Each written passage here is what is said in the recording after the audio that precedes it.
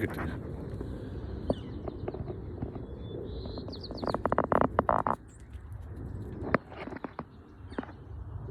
Man, this is in Frisco right now. I'm inside the middle of San Francisco.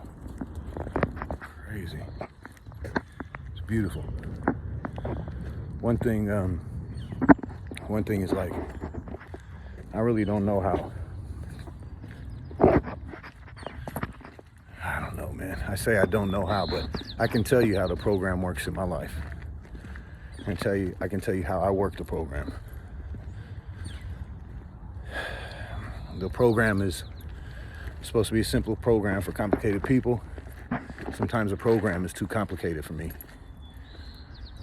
I know you're not supposed to try and tweak it or change it or anything, but I'm applying what works for me. Simple as that. And the way it works in my life is,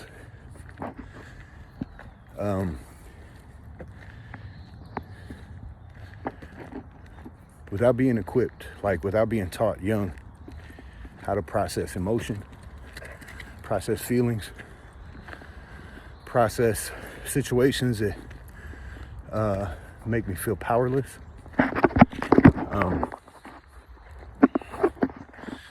Without being taught how to process these things, it's like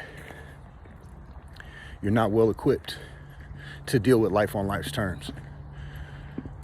I've been saying if one generation of children in the world were taught the practical application of these principles, spiritual principles, call it what you want to. Spiritual principles is what they're called in the book. They also say, the book also says, turn your will over to God's will. The literature does. And the literature also says, at some point, your true will be returned to you. So to me, that's a beginning and then a ways and means to an end.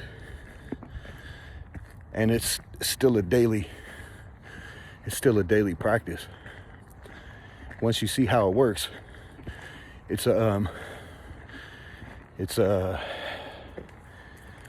virtuous cycle. It's the virtuous cycle that breaks vicious cycles. It's the only thing that can break a vicious cycle. You can be abstinent, but if you want to break the cycle, you need a virtuous cycle to put in place. Virtuous cycle is something that feels good, so it motivates you to do it more. And the more you do it, the better it feels. And the better it feels, the more you feel good. That's a virtuous cycle instead of a vicious cycle, which is the opposite. You don't like the way you feel, so you do something to change the way you feel. Then you feel bad about the way you feel, so you want to change that again. That's a vicious cycle. Anyway, everybody knows that. Virtuous cycle. I just kind of came upon that concept, not even in the rooms. Anyway, so not being well equipped with these tools from an early age put me in place of being comfortable with powerlessness, being comfortable in powerlessness, because people are very adept.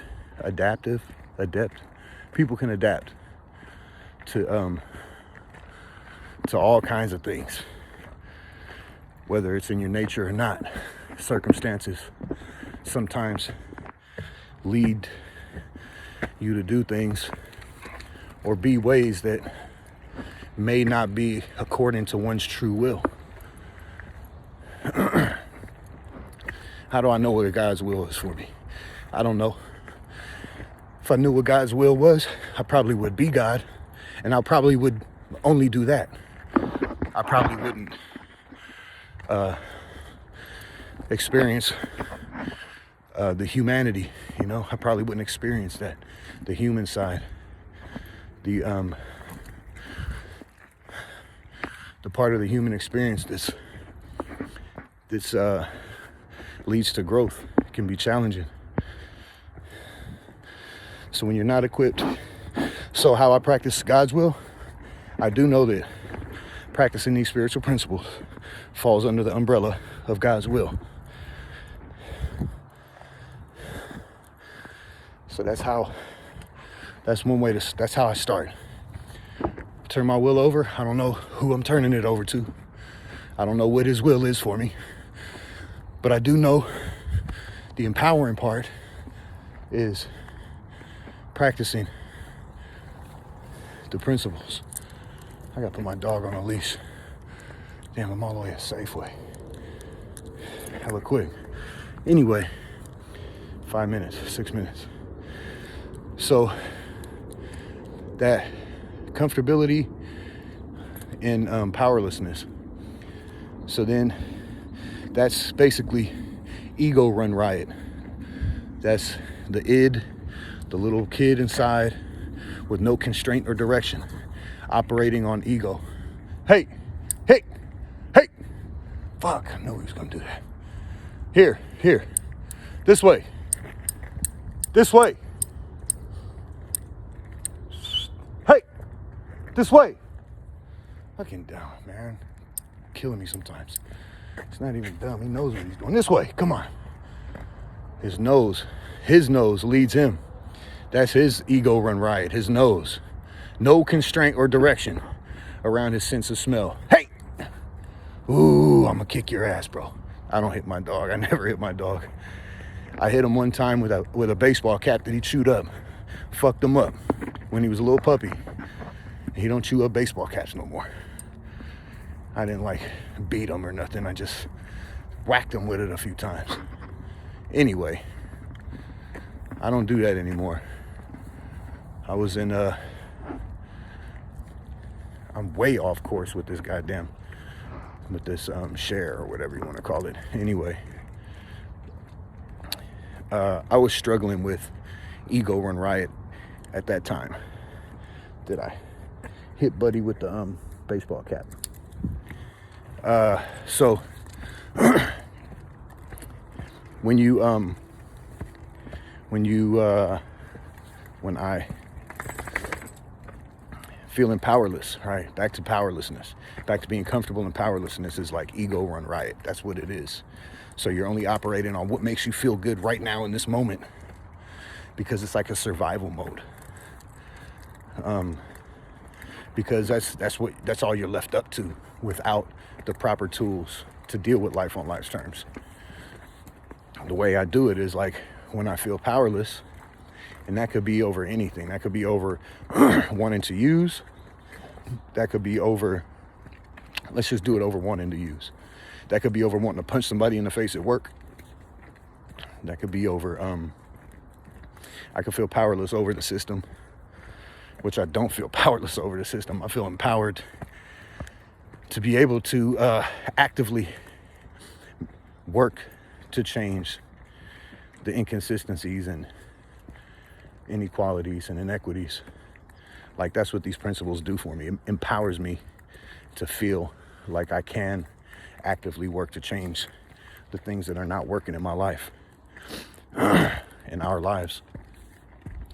So when I feel powerless, say I want to use, like, it's been a long time since I've really wanted to use, but I'm gonna go on with this one. So I feel like I want to use. I feel like there's a situation that's unmanageable, and at times when I don't know what to do, that's what it is. Like, I don't know what to do with this, and at times I don't know what to do.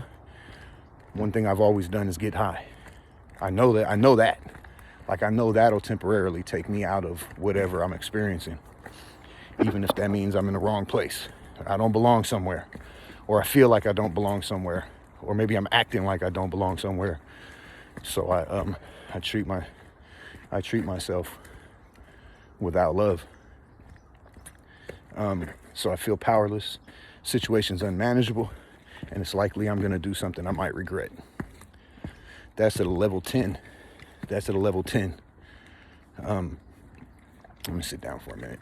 just to finish this thought. That's at a level 10. I'm getting ready to explode. I'm getting ready to do something I will regret, might regret. So then what do? I apply the principles, practically apply the meaning of the principles to each, to the situation until it becomes manageable. First thing I do is I like to have patience. It's the first thing I do that. Take a breath. All right. He ain't having patience. He's ready to walk. Take a breath. Take a breath. Practice patience. Boom. I go from a 10 down to a 9. And I can always remember the serenity prayer. That's 4 principles right there. God is a spiritual principle. Higher power is a spiritual principle. Grant me the serenity to accept the things I cannot change, the courage to change the things I can, and the wisdom to know the difference. That's 6 principles that if I apply each one of the meanings of those words, the meanings of those principles, God, higher power, serenity, courage, accept, change, wisdom. If I apply the meaning of those words to the situation, it becomes more manageable. So now I'm down to a 4. I go immediately from a 10, completely unmanageable, down to a 4. Starting to be a little more manageable. Then I can try and step back and go, okay, let me get some perspective. Let me try and understand this, because I already accept it is what it is right now. So now I'm giving a little more understanding. Boom, I take down to a 3. Then I say, okay, let me have some empathy. Like, why? Maybe if it was me, maybe I got to give myself a break. Compassion, give myself a break, right? And then the compassion. Now I'm down to a 2 or a 1, already becoming manageable. Self-love, an act of kindness, man, an act of kindness. And right now, like this hike right now this morning is an act of kindness, man. It's an act of self-love. So that shit is empowering. Once you get down to acceptance and willingness to do something about it, then you're already in the solution. I mean, you're already in the solution as soon as you take that first pause. You're in the solution. At a 10, when you take a pause, you're already in the solution. But now you're becoming active. Now you're actively. Now that you have the willingness, you can actively work to change what needs to be changed, or accept what needs to be accepted. Sometimes you can't change it in that moment. Sometimes you got to accept what it is, where it is right now, and then do it moving. So that's how I apply these principles, man. Like, that's how I apply these principles. Act of kindness. Like, for example, I say this a lot because oftentimes, the personality friction at work makes me want to punch somebody in the face. And it might be me being an asshole that day, but it might be somebody else being an asshole that day. Whoever it is, like an act of kindness, you take a break. Not take a break, but you go away from the area for a minute. Like, for example, I'll go use the bathroom to get that pause, to get that breath of fresh air away from a situation that's starting to become unmanageable.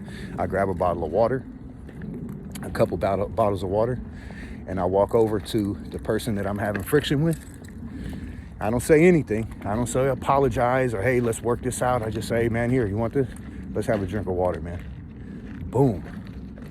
Boom. I'm telling you, water puts out fire.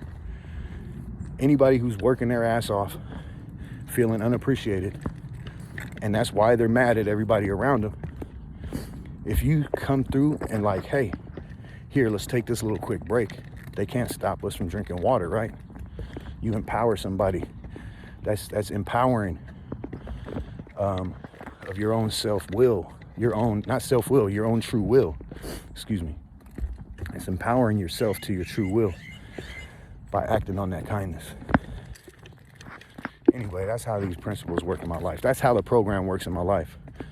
I definitely have tons of room to improve. I could be doing a lot more work, a lot more writing work, other than the writing that I already do. But that's what is keeping me focused, motivated, and in a positive direction, in a healthy direction. And whether my writing hits people in a healthy way or not, That's not on, I can't help that. I can't change that. I can't change how it hits you. I can say that sometimes poison needs to be expelled for something to heal. That's what I can say. Sometimes you need to lance the wound and expel that poison, and that shit hurts. Like, I've had that happen over and over again. I know that hurts. But when it's over, there's a little sense of relief, a little sense of, you know, that pressure is kind of removed. Then it's begin to healing. You know what I mean? You can't heal with a festering wound. Anyway, 15 minutes. Swear to God, I didn't plan on doing this long ass thing. But anyway, if somebody listened to the whole thing, I love you, for real. This is how the program works in my life. Peace and power to the people. As a matter of fact, this is how I find peace and power. Peace. One.